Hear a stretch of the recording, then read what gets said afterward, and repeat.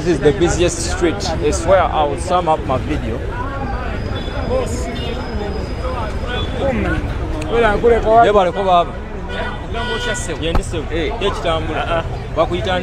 Amanya gange Joseph. Joseph.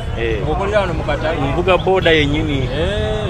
Boda nene Mbale zikola. Zikola nnyo. Emusera nga abe Kampala. Abe Kampala babbi. Abe Kampala bayaye. Batumira ka abantu be Kampala. Abantu be Kampala ntumira ko mama wange yekka. Mama mwagala nnyo. Oliwe Kampala oba envire obutambala. Mutamba. Kati kye kyakuleeta Mbale. Kukola sente ndi ku radio ki oba ndi ku TV ki. Bakita Dominic mwogisanga ku YouTube. Solo genda no searchinga no subscribe ngojja kwera live. Oli kati sawa. Ati muri mu Mbale. Sawa zino tuli mu Mbale tulaga ebigenda maaso mu Mbale. Entumirako ne Robert Kyagulanyi Center mu president waffe. President w'eggwanga. W'eggwanga. Iro nnyo kati golukiso olutegeera. Olugiso ndumanyi. Soko mbuzeemu ka. Waginyala. Omwene.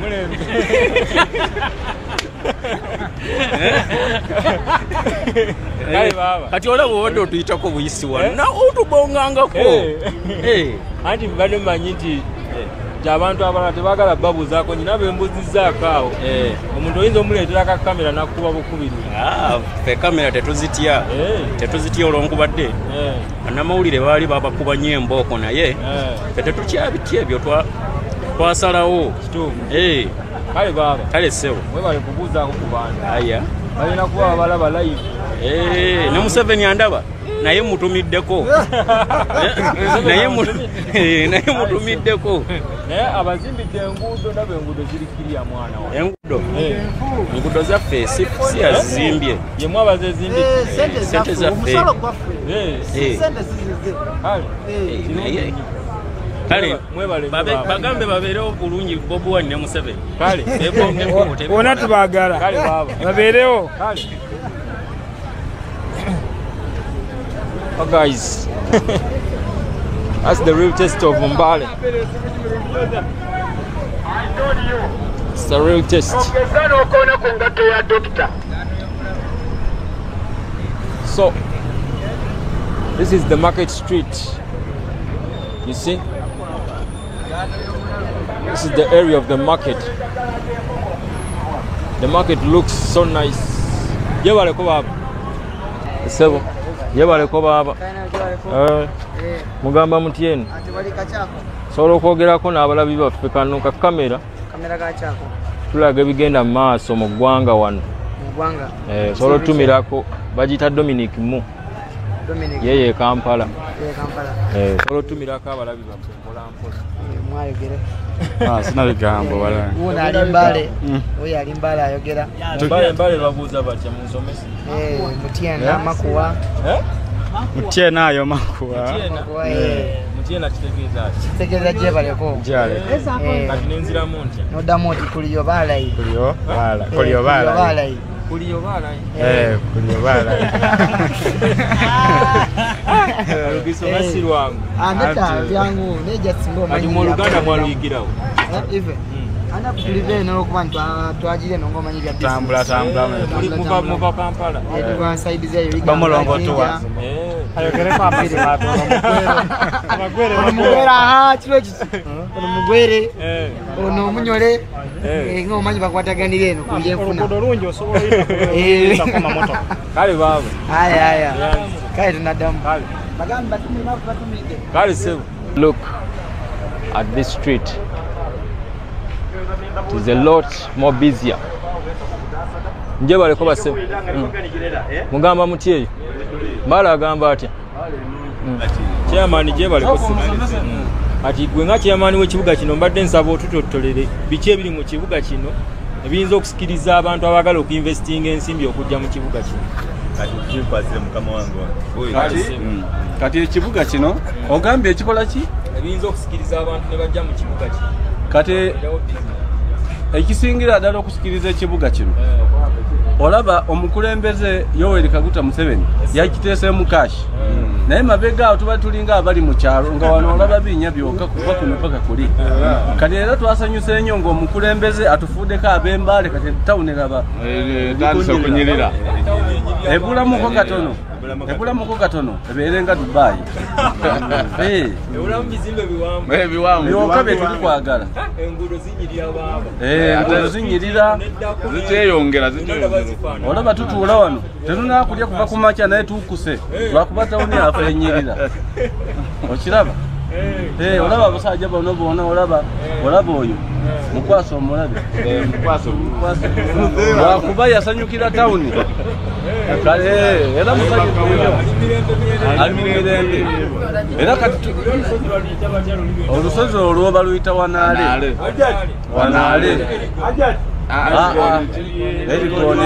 erigoona erikoola kuva wano mu Mbale kati Wanaale gwolaba oyo gye tujja ebyokulya karoti obumonde wabula kye tusaba omukulembeze biveeyo omanyi kati ife ab'Ewanaale tutambuza bigere nga tujja muno kaakati teri luguudo omukulembeze nga wakoze etawuni katugumiikiriza era gye tusula si nti bantu togamba nti bantu wabula ffe tusula mu lusozi eyo nedda era tuli comfortable wagule otuuka ku lusozi eyo obeera nga ali mu tawuni wano wali flat buli kimu okiraba okuva wano kutuuka Wanaale ku piki oba moroka naye kati ku piki tuba nusu kasanvu 15 n'obeegayira nti biganye nene batuzaayo kati kumakya kati olaba kumakya tuba tukyalina amaanyi tuyitaawo n'ebigere mpola mpola tutuuka mu kibuga kati olweggulo tuba tukooye naye bye biganye era tutandikawo mpola ne tuva wano saawa nga 11 bwe zituukira saawa 2 nga tutuuse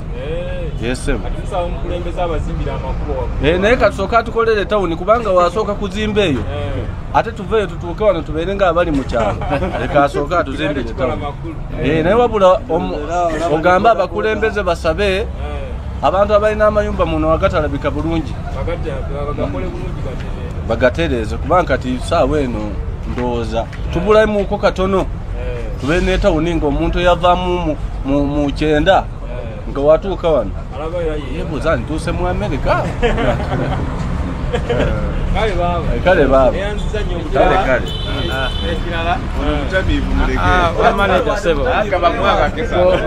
bw'ogambye bakuyita mwami ani Dominic be bampita Mafaabi Moses ekirala nga bw'ogambye obeera ku TV era naffe tuli kusaba bakasitoma baffe ffe tuvuga wano mumoroka kugolengera ko line eno yonna babuulire nti oba tubategeeza nti ekyukakyuka ezeemuko mu kibuga kago migugu special hire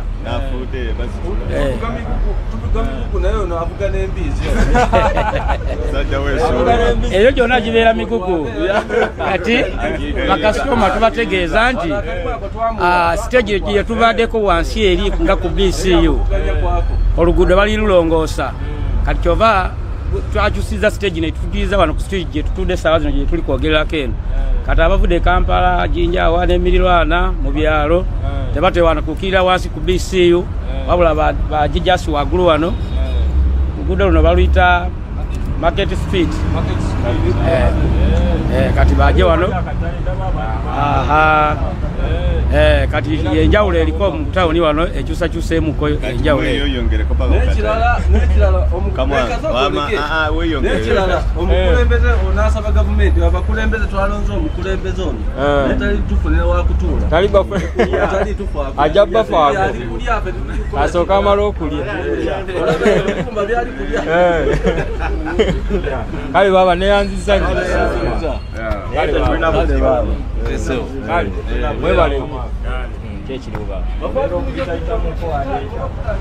so guys, that is the market street. So let me go and cover for you the market.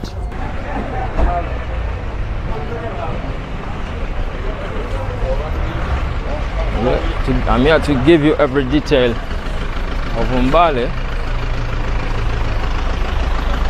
Oh.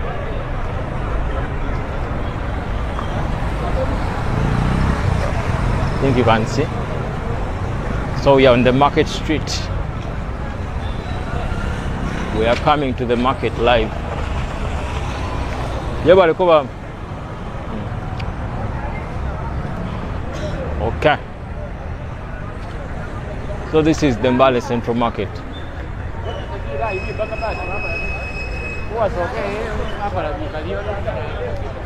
The whole market is big.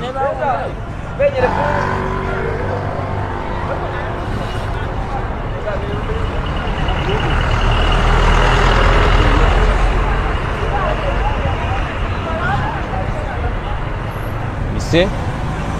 The other one is one Mbale hill. I was mistaking it to be Mountain Elgon. But the guy told me it's a bit far from here. So let me cross from here and try to visit the market.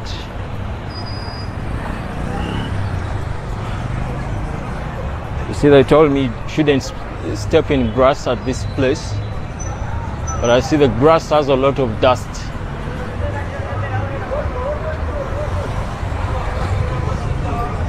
So when we stand here at the market street, it's just looking also. This one is somehow busy, but it's not the market street. You see yellow bananas everywhere.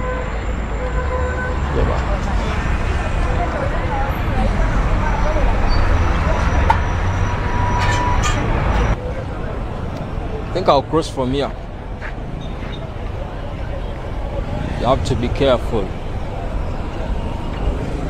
I'll cross from here and go and board and then head back to Kampala.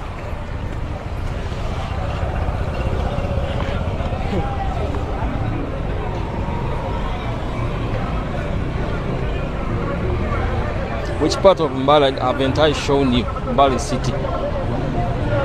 What I can say all along, I've been mistaking the other hill to be Mountain Elgon. It's just one Mbale hill. Mountain Elgon is a bit far. Mountain Elgon is a bit far from this point. It's what the people here told me. Yeah, it's a bit far. Some kilometers away from here. Those guys were telling me they live on top of that one Mbale hill. Je balikoba mwe balikola ekitambula ati mutunda bukyoko tubeerako ne bushewa kepu bwetuterako okutambuzaako wano nga twetololako mu kitite yaffe ey'Embale wano. Mwe balikola era tukola sebo. Oluzungu olutegera bulungi? Oluzungu sibumanyi bulungi naye ddita okuyungizingisa Oluganda kubaza oluzungu tutekasa oyo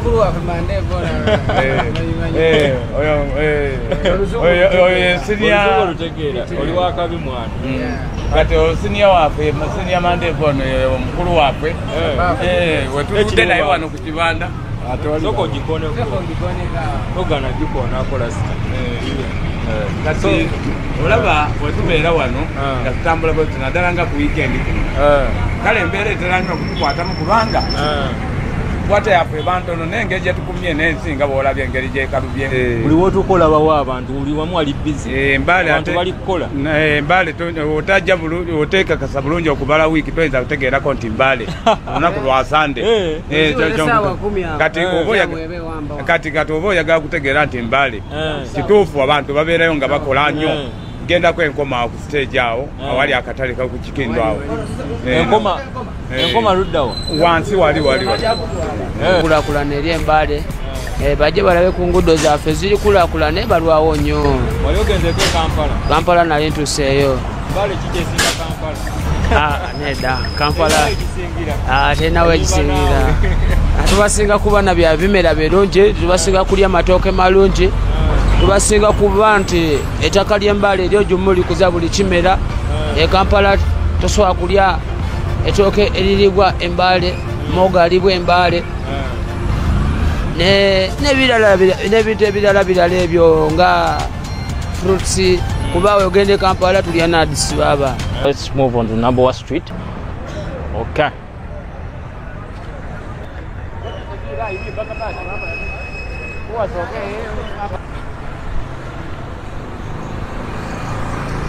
and I'm good at walking, so this is not hectic for me. The market street is maybe busier than all other streets.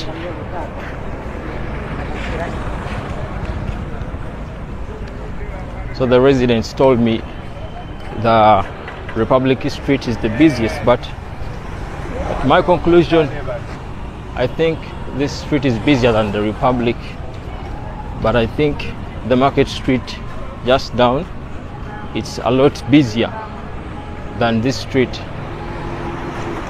We are going to explore and see. So it's the first time I'm hearing people speak Lumasaba. When I reach at this point, I'm beginning to hear some sounds.